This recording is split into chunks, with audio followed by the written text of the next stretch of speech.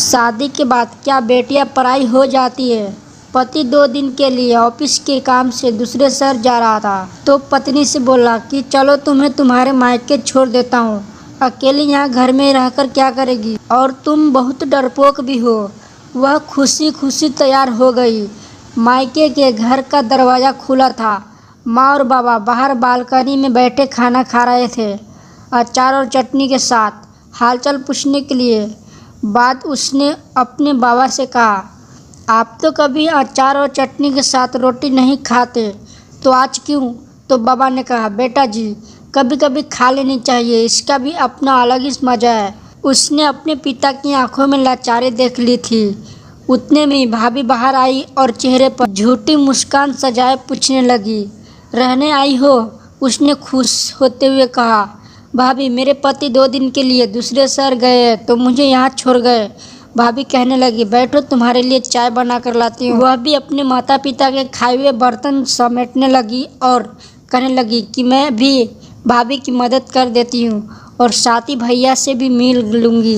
यह कहते हुए वह अंदर चली गई। बर्तन किचन में रखकर वह भाई के कमरे की तरफ जा रही तो उसे भाई और भाभी की बातों की आवाज़ सुनाई दी। भाभी भैया से कह रही थी, तुम्हारी बहनें व्यवहार कर तो गई है, लेकिन अम्मा बाबा की चौखट न छोड़ी।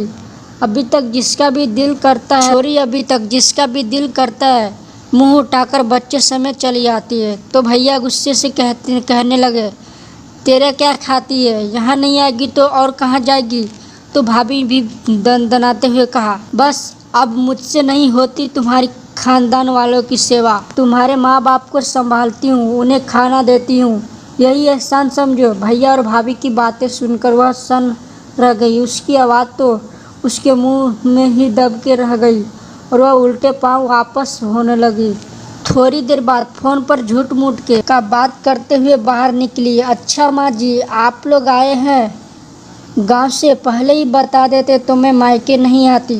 अच्छा, आप परेशान ना हो, ऐसा करे आप तक पड़ोसी के घर में बैठे, मैं अभी आती हूँ। माँ बाबा ने देखा तो आश्चर्यचकित होकर पूछने लगे, बेटा क्या हुआ, अभी आई थी और अभी जा रही? कहने लगी, नहीं माँ बाबा, मेरी सास माँ और ससुर जी आए हैं, उन्हें ऐसे कैसे छोड़ दूँ?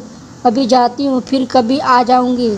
आप दोनों अपना ख्याल रखिएगा। अपने आंसुओं को दबाते हुए वह अपने माता पिता से मिली और बोझल कदमों के साथ खुद को हौसला देते हुए अपने घर को वापस चली गई। उसे रात के खाने में नमक ज़्यादा लग रहा था, जबकि वह नमक उसके गले से उतर रहे आंसुओं का था। यह सच है कि मायके माँ बाप से होते हैं, लेकिन कभी भी उनके होते हुए भी वह बेबस होते हैं।